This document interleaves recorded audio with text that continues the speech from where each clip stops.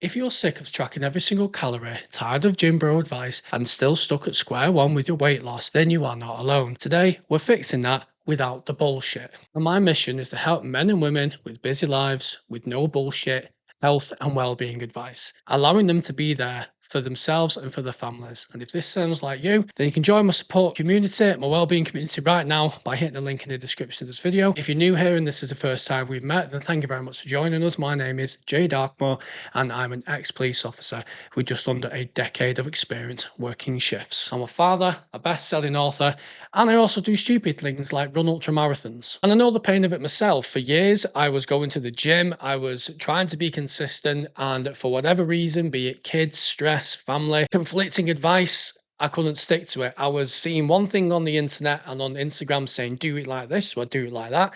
Another thing saying, do it like this, so then I change it and do it like that. I was very inconsistent. I was very demotivated. I was very confused and I didn't know what I was doing. And it was only through really dialing in and understanding human behavior, understanding mental health, understanding fitness and what works and what doesn't work, and understanding the three core pillars of being fit, building muscle, getting stronger, getting leaner, and great recovery. I was able to not only transform my body, but also help transform the lives of others too. And that's exactly what I want to talk about in this video right now. We're going to cut the bullshit, we're going to stick to the facts, I'm going to get you where you want to be. I'm going to focus on the main things what help you, called the three pillars. So the first pillar is diet. Health and well-being advice has become so overcomplicated. Red light therapy, cold plunges, sauna, peptides, this vitamin for this for that.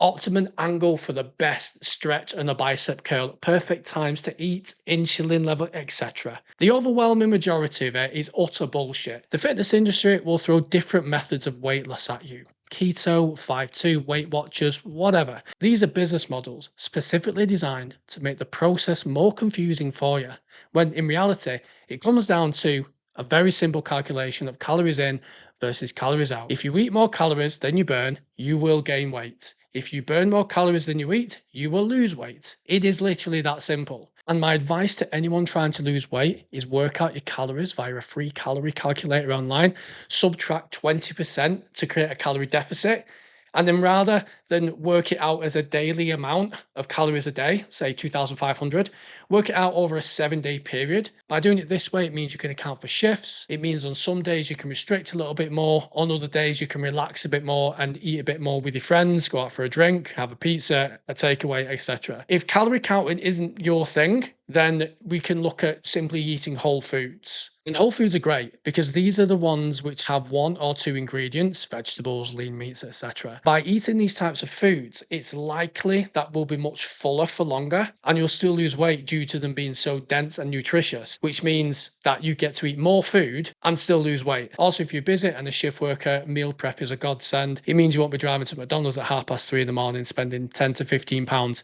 on a Big Mac, which, you're just gonna be hungry half an hour later. Now, the second pillar is something called non-exercise movements. So we've already mentioned that creating a small calorie deficit is the easiest way and most sustainable way to lose weight. Now, you might think that getting into the gym and running on a treadmill for an hour is the second most optimal way of losing weight. And I can see why you would think that, but you would actually be wrong with that.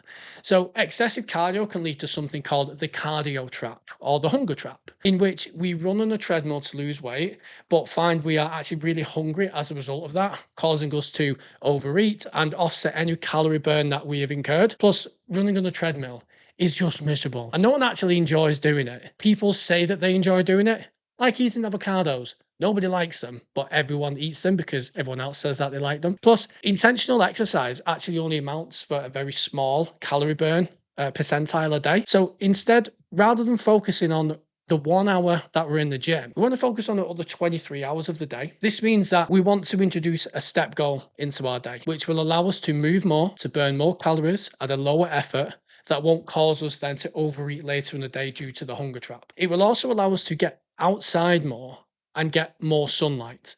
This will boost our mood, lines up our circadian rhythm, helping us to recover after a night shift and it makes it easier for us to sleep better. I would also recommend a 1 hour walk a day, broken into whatever works for you. 20 minutes in the morning, 20 minutes in your lunch break, 20 minutes when you get home. By doing this, we are burning more calories, reducing stress, taking a break from screens, and allowing ourselves to sleep better in the evening. Now, the third pillar, the biggest and most fundamental part of recovery is sleep. Sleep, if it was a drug, would be banned.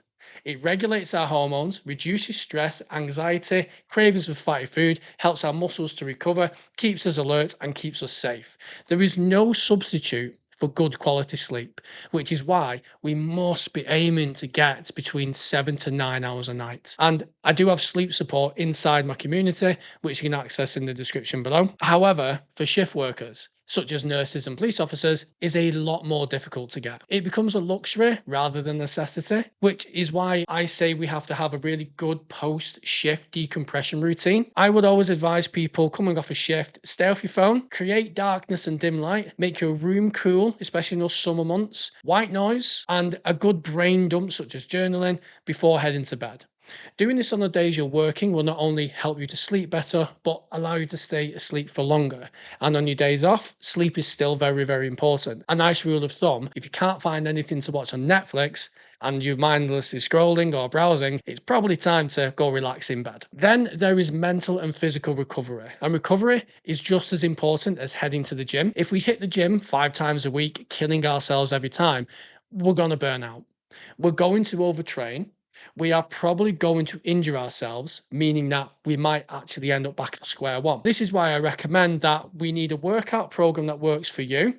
One that means you aren't in the gym all the time and you aren't obsessing over the flexion of your bicep curl like you might see on Instagram. I like to recommend a full body workout program completed with intensity 2 or 3 times a week, even a push-pull leg split.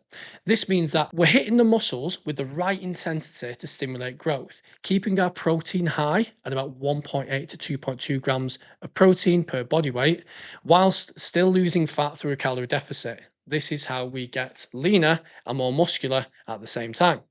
A full body split also aids recovery as we allow our muscles the right amount of time to recover before working them again. It also prevents our nervous system from frying and it will aid our sleep due to not overtraining. Another thing I also recommend is mental recovery. We can do this through journaling, getting outside for a walk, spending time with friends and family. Our bodies and our minds are interconnected and we have to take care of both of them. But the biggest, most fundamental part of all, if we have the three pillars, they rest on something. Diet, sleep, and recovery and working out all means nothing without consistency. You have heard this word a million times because it's so important. You can have a week of perfect eating, lifting, and sleep, but it means nothing if in the long term we don't keep it up, which is why we have to ensure that we're not seeing these habits as something to do for a short time, not a program, not a diet, but an actual lifestyle change. But if you do have a few bad days or even a bad week, then don't let it derail you. It's normal for life to get in the way at times. Aim to get it right 80% of the time as a minimum, and just work it out from there. Because I want you to be the strongest, fittest, and best version of yourself. And if you work shifts, have a family, have commitments, then you already have a lot going on. But you are too important and too loved to be unhappy with your body, being tired all the time, being so frustrated that you want to change, but nothing seems to be working for you. And you would benefit from a community, which is I always recommend people get a coach, someone to keep them accountable and someone to keep them on track. But even if you have your diet right, the workouts right, and you are consistent, none of this matters if you're burnt out and exhausted from work. And if you want to make sure that you are still high performing and are feeling energized and strong, even when in work and when outside of work, then make sure you check out this video right here.